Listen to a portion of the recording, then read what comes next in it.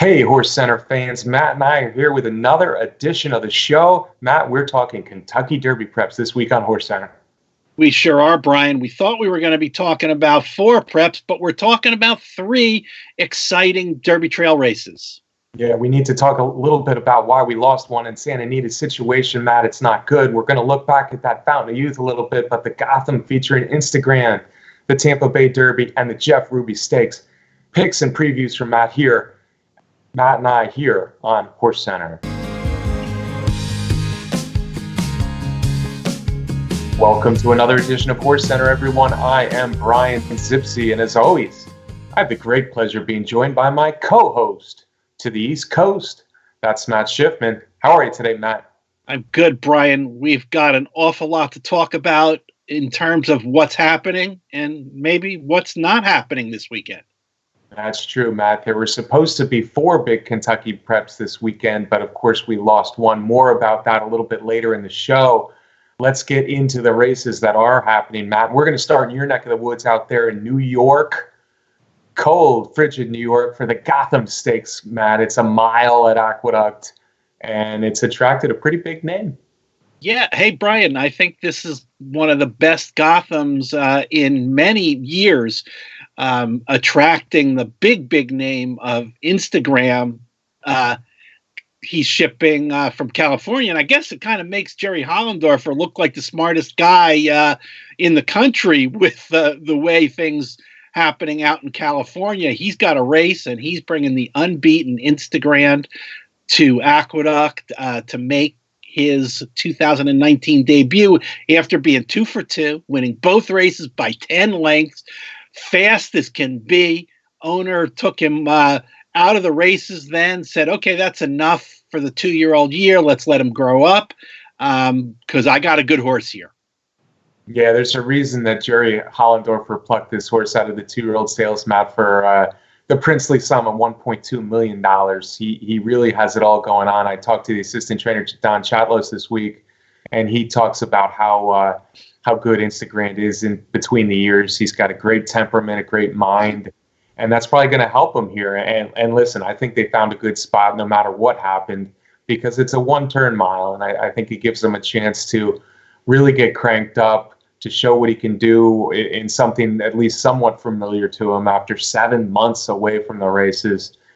And he faces a field, it's a good field, but it's not the biggest names out there that he'll be facing. So look for Instagram, as Matt said, 2 monster wins last summer at Los Alamitos and Del Mar that just looked like he could be any kind. Larry Best made the decision to put him on the shelf, say no thank you to the Breeders' Cup, and look ahead to his 3-year-old season. Let's see if that pays off in a big way. It starts in the Gotham on Saturday, Matt. Now there is a lot of speed in here. I don't know if Instagram needs the lead. It looks like he kind of relaxed early in those sprints, but those were 5 furlongs and 6 furlongs. Will he be able to relax at a mile against speed, the likes of Mind Control and Much Better and Nick's Go? Well, Brian, I think the bottom line with this move by Instagram is, and you mentioned those other horses that like to be on the lead or press the pace, but I don't know, Brian, in my view, I'm not even thinking that much about Instagram needing to relax or maybe stalk. Isn't he just way faster than these other horses, even though they like to be on the lead and they've had success doing that? My feeling is that he's just way faster than them, and if he wants to go to the lead, he can go to the lead and take this field in wire-to-wire fashion. But if you don't want to bet what is likely to be Instagram at 4-5, 3-5, a big favorite as he should be, there's questions. He's traveling from west to east. He's going from nice, warm Southern California to 45 degree on Saturday Aqueduct. And like you said, he's stretching out in distance. So there are questions about that. There are questions, Matt, and I'm going to have to disagree with you because 4+ decades of handicapping. If you get a speed duel out there, that's not good for anybody, no matter how good or how much better than the rest of the field you are. So I don't want to see Instagram in a speed battle here, for more than one reason. For the race, because I think if he does battle in 44 and change, he's in trouble as far as winning the race. But also, that's no way to move ahead towards the Kentucky Derby for a horse who needs to go 2 turns and then run in the Derby. So I want to see Instagram either take the lead if the fractions aren't that hot, or be able to relax a little bit and show some what Mr. Chatlos told me, that he has the ability to relax early.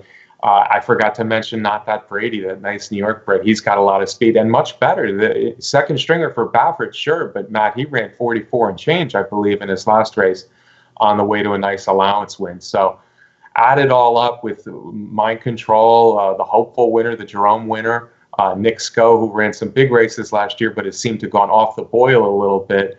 And I think you got a lot of speed, which sets it up for a horse that can rally at one turn, Matt. And I think we both think there's a perfect candidate to do that. And Haikal is coming off 2 straight wins at Aqueduct, where he showed a late burst of speed. Heck, even in his debut performance where he ran second, he showed a real good late burst of speed.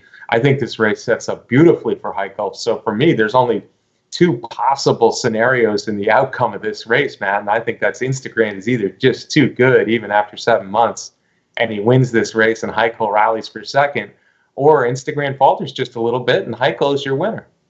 I can't disagree with you, Brian. I mean, Brian, that I have liked Heichel since his very first race, when he ran second in the maiden special weight. Since then, he's come back and broke his maiden, and then won the Jimmy Wingfield Stakes at Aqueduct. Also, he knows the track. He's got a good closing move. He's not afraid to come up the rail if that's what's needed. He is the closer in the race. I'm as you mentioned, I'm not real big on Nick's going here. I don't like the choice of this spot, the racing surface, and a lot of things. So I'm not big on that one in here. But I agree, Brian. Instagram and Heichel are the 2 horses that I like best in here. I think these other front runners, including Mind Control, who is a very, very nice horse, is just going to be in a really tough spot.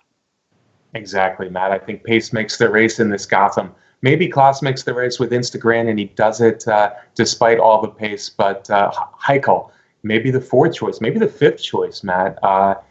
He'll have some reasonable odds in here, and he is this race is set up beautifully for the son of Daher, the Kieran McLaughlin trains. So Matt and I are in agreement here. Instagram, the one to beat, the favorite, but Heichel is the horse that we really want to bet in here, Matt. I'm going to throw one other name out there that we haven't mentioned yet, because I think he's probably a nice horse. His name is Tickton Flu. I'm probably pronouncing that wrong, but he's a son of Street Sense. He's only had 2 races, a nice maiden win, and then he got beat by Heichel last time in the Jimmy Wingfield. Steve Asmussen's making his 3rd start here in the Gotham, and I think 1 turn in this 3rd start, where I expect improvement, is a nice spot, and he's going to come from off the pace a little bit too. So as a bomb in the Gotham to get up into the picture, into the trifecta at least, watch out for Tickton Flu.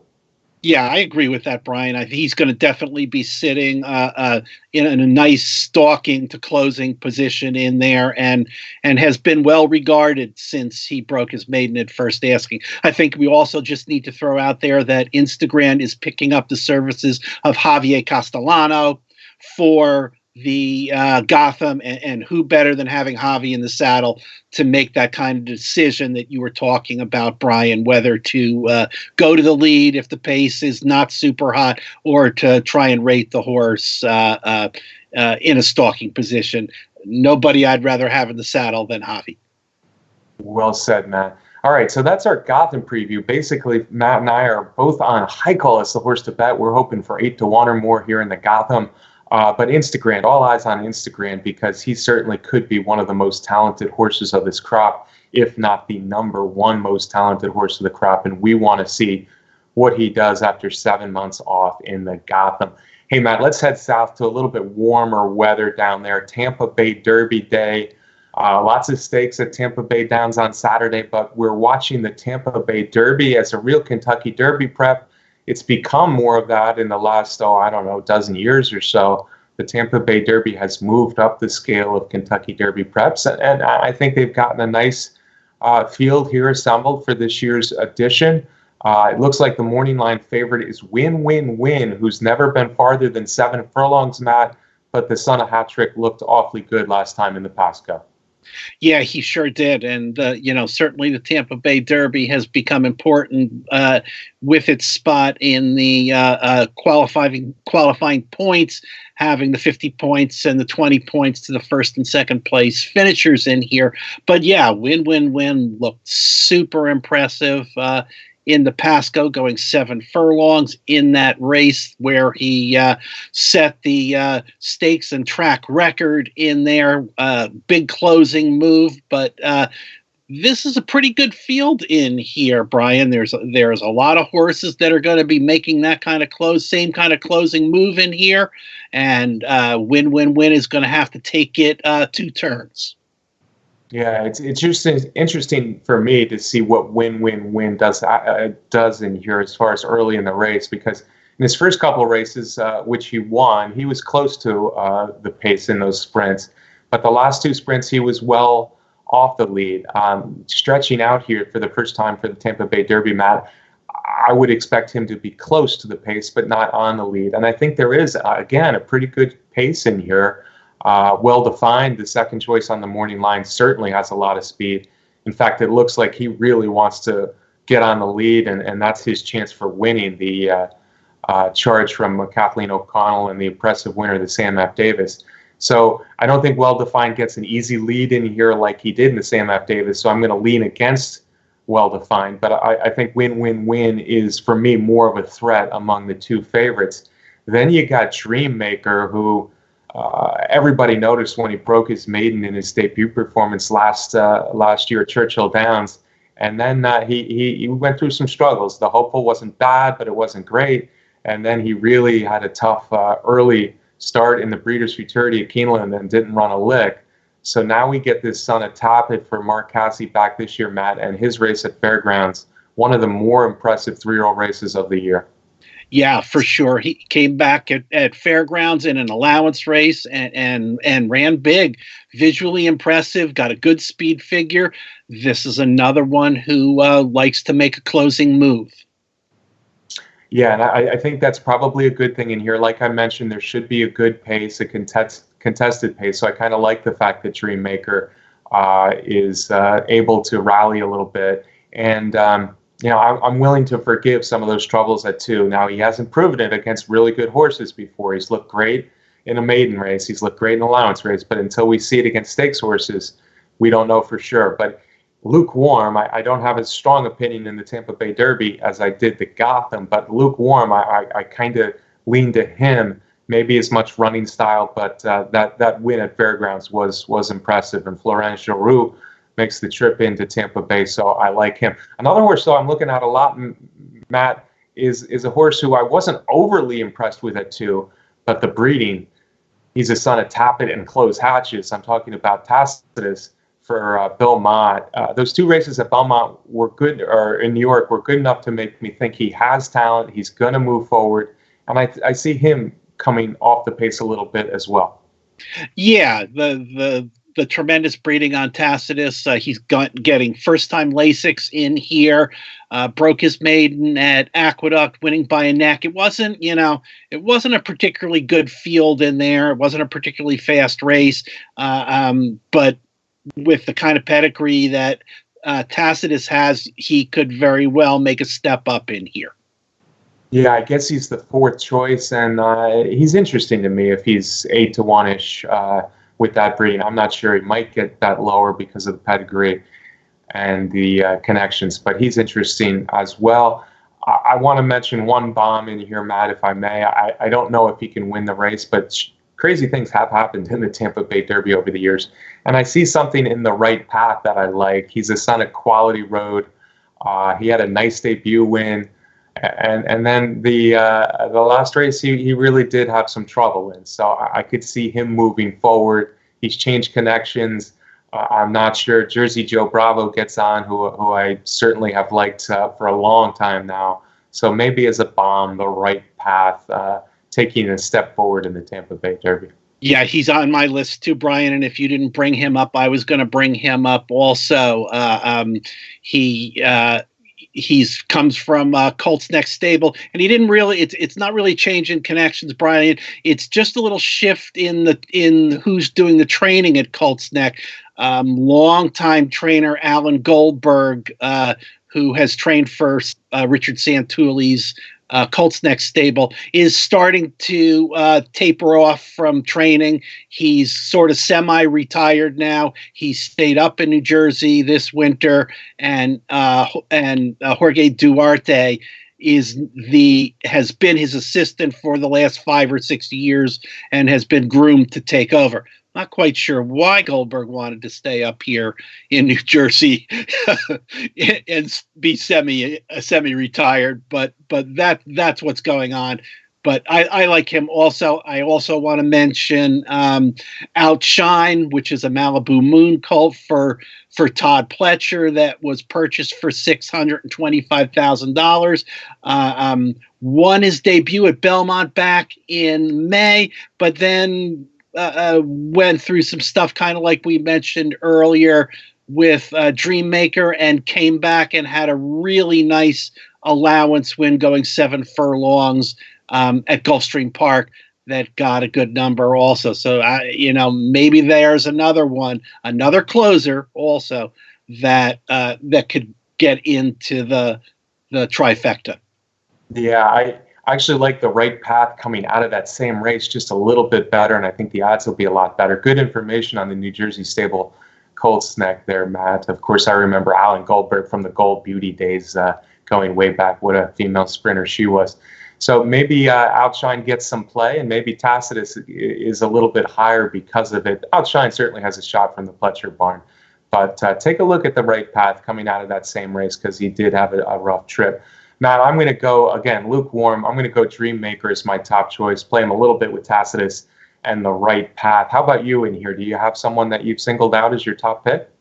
Brian, I like Well-Defined a little bit more than you do, and I don't quite see as hot a pace as you do. I think there's a chance, because we're pretty sure that they're going to send Well-Defined. I'm pretty sure that he's going to get loose in there again and could be dangerous. So I like Well-Defined.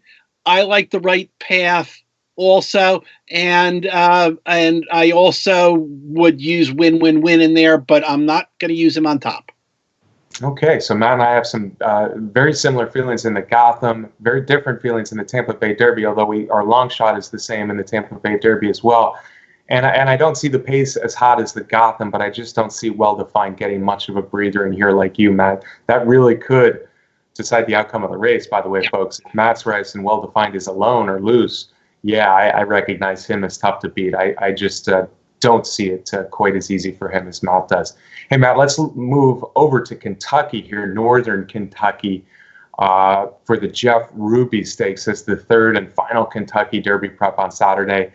This one is at Turfway Park, a cold Turfway Park, although it's supposed to warm up a little bit this weekend. It's also on a synthetic surface, Matt, and some like it. Hot Brown has already proven that he likes Turfway's synthetic surface. Yeah, that's for sure. He trained by Mike Maker, a son of Big Brown, whose horses have done well on turf and synthetic, was the winner of the Battaglia, which is the Turfway Park prep race for the Jeff Ruby Stakes. But we have to also remember that we go back to the Breeders' Cup. This horse ran third in the Breeders' Cup Juvenile Turf, second on the turf in the Pilgrim in New York, against super quality fields. Likes to run a stalking style in here, which to me is always good on that synthetic track at Turfway coming off the pace. I think he's got a pretty good class edge in here. he does, and I think he'll be a pretty good favorite as well. Mike Maker, of course, has won oodles and oodles of races at Turfway Park over the years. It was a nice win in the Battaglia. He stalked, he had to wait briefly, and then he shot through on the rail, and the race was pretty much over there. As a 2-year-old, he was one of the best turf horses, juvenile turf horses in the country. He really was, even though he won his maiden for fun, and then he lost 3 straight stakes races, but he was very competitive all 3, including the Breeders' Cup. Obviously a classy horse on turf. I don't know where his future lies. It might lie on turf. I want to take a shot to beat him, though, in here, if he's even money, because I think he does have to chase a fast horse in 5-Star General. 5-Star General is the son of Distorted Humor for Arnaud Delacour, and I think he's a little bit better than he showed last time. 5-Star General, I expect, is the speed of the speed, and I think that might make Some Like It Hot Browns, especially at the odds, it might make his job a little bit tougher chasing a quality speed horse like 5-Star General, who should, with that breeding, take to a synthetic surface.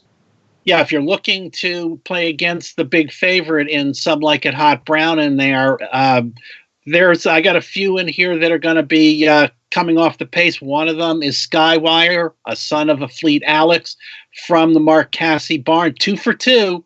The winner of a maiden race at Woodbine on a synthetic surface, and then on a race that was meant for the turf, but rain took it off onto a sloppy surface.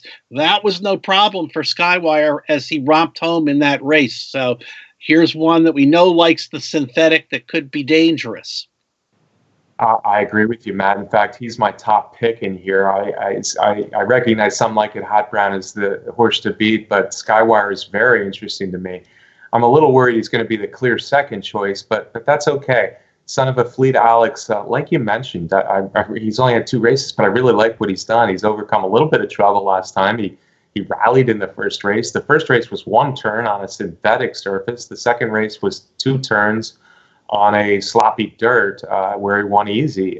I think he's got a lot of potential, and I like the fact that I think he'll be below the other horses, behind the other horses I mentioned, 5-Star General and Some Like It Brown early. I think that gives him a bit of a tactical advantage. So Skywire is my top pick, but I could also see this race falling apart just a little bit, maybe a crazy horse getting in first or second, and the list there is long too, Matt. I wrote down Counteroffer, Curlin Gray, and Dabo, all his possibilities to make a run at double-digit odds. I guess of the 3, I'm leaning towards Counteroffer as the most likely one to get it done.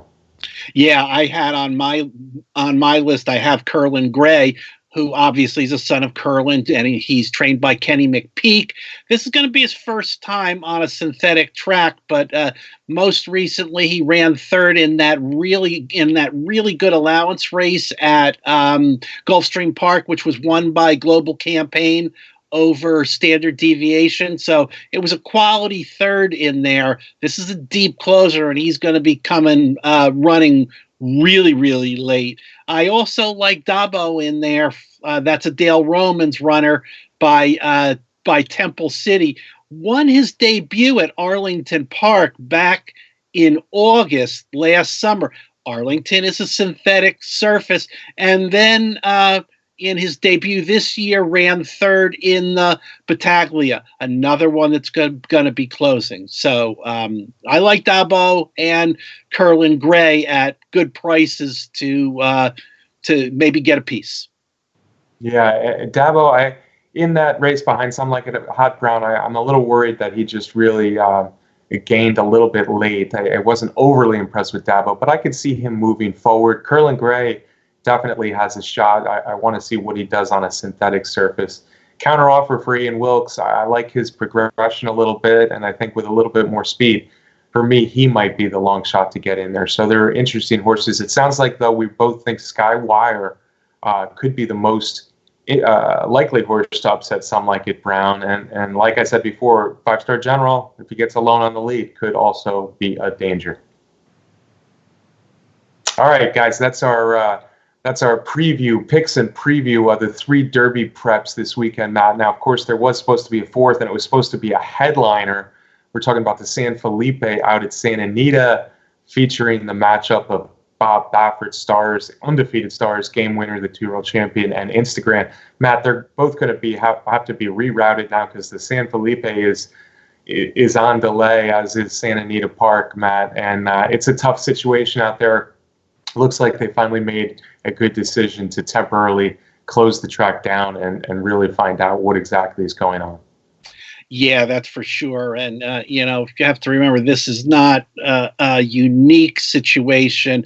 A similar kind of situation happened, I guess, was it 4 or 5 years ago, Brian, in New York at Aqueduct? And they had to do extensive studies about the kind of horses and what was going on and the track surface and all kinds of things like that. And they were able to take care of the situation in New York. And this year at Aqueduct, with horses running a lot, with some incentives from the racing office, there have been very, very few injuries out there. But it's a tough situation for all the horsemen and the fans and everybody that works there. But for some of these big name horses on the Derby trail, like a Game Winner and Improbable, it sure is tough for the trainers to make decisions about what to do. Should they wait for the track to reopen and then the San Felipe to come along, or are you still going to have some questions in the back of your mind and head off to the Rebel instead? Oaklawn's talking about splitting into 2 divisions if they get 20 some horses that want to run. Yeah, Matt.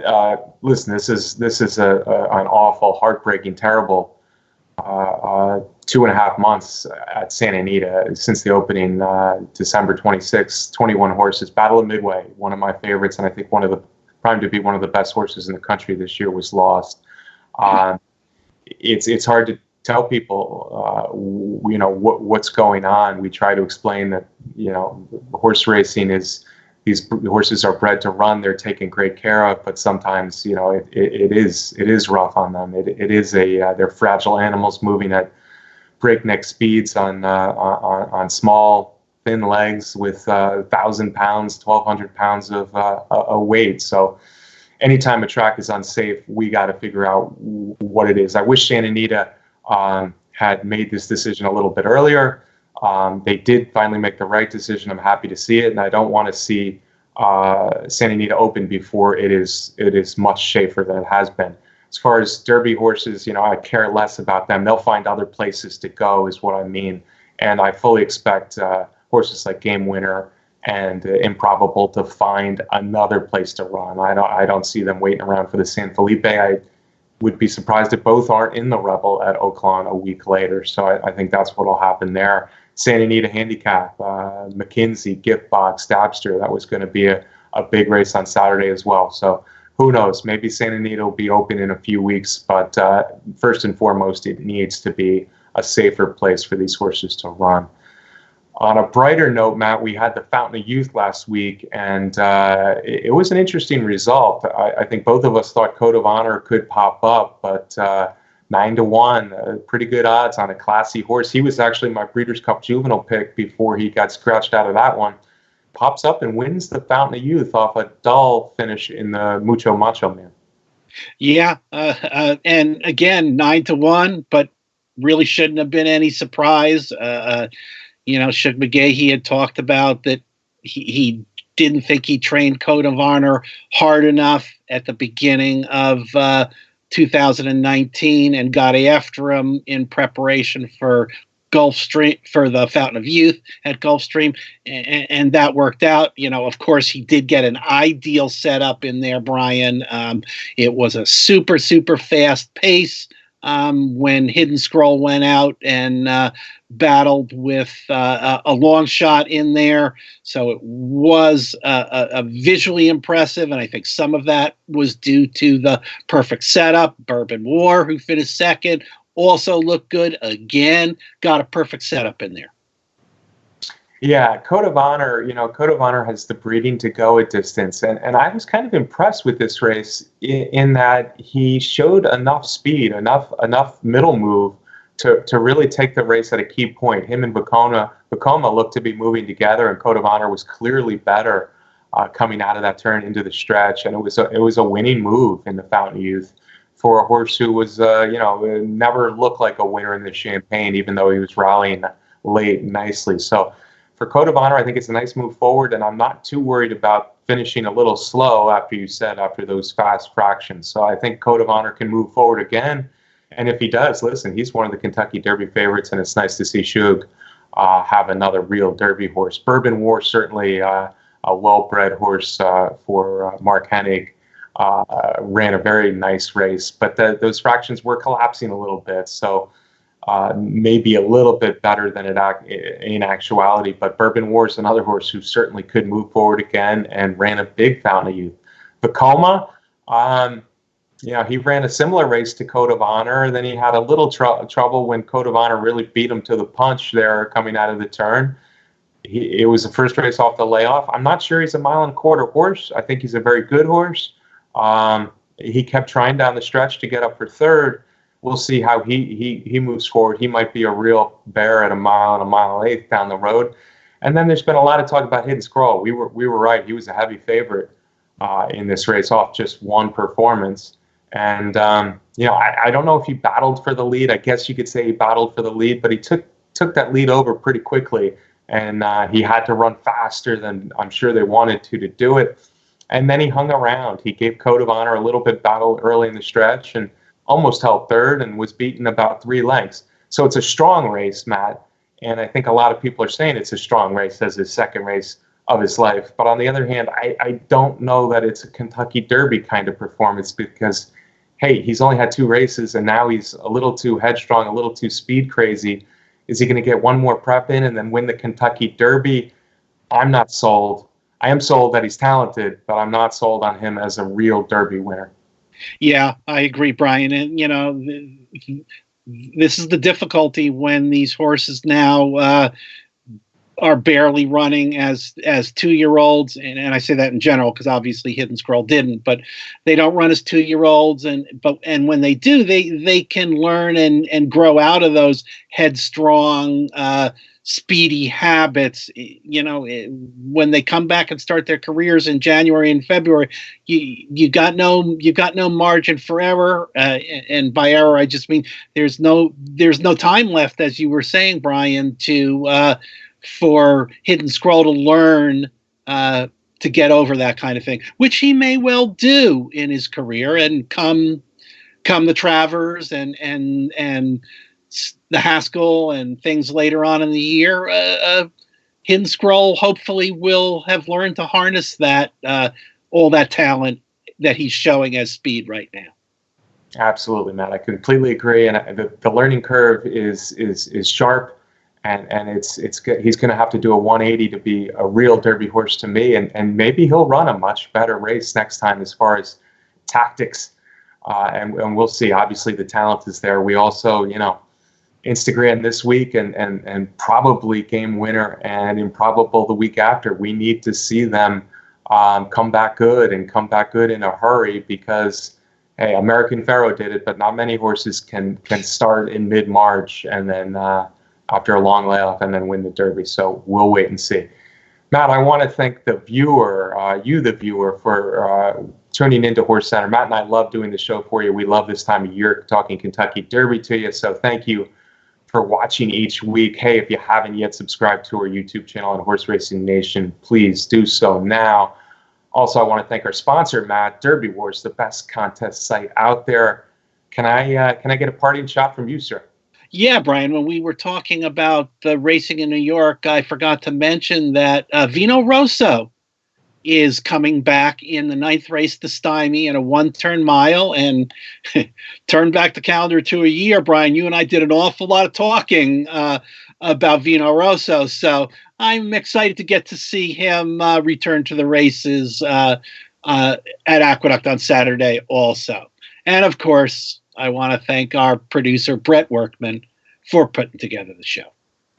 Yeah, Vino Rosso was never able to quite get it done in the biggest races last year, and I probably liked him a little more than I should have. But still, a nice horse that I welcome back to the races. Welcome back, Vino Rosso. Matt, hey, as we trail off, let's take one last look at that Fountain of Youth that we talked about. Code of Honor winning against a good field down at Gulfstream Park.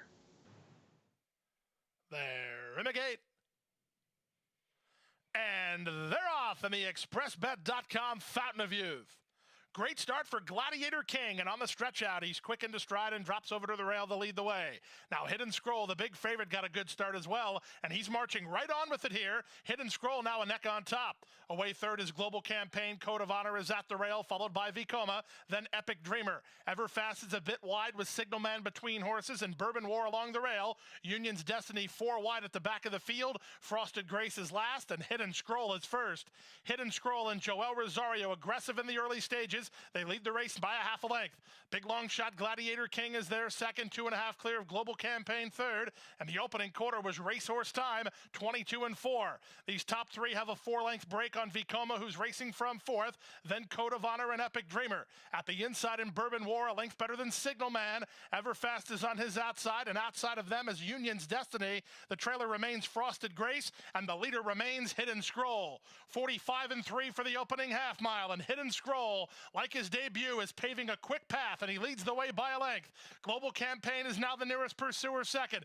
Vekoma is now third. Code of Honor is fourth. They've both had pace to chase. From fifth, an Epic Dreamer. Then Signalman. He's underway with traffic to make up as they run to the top of the stretch. Hidden Scroll puts away Global Campaign. Now he has to deal with Vekoma, and on the inside, Code of Honor. And Code of Honor means business. He's into the clear, and Challenging the favorite as they turn for home.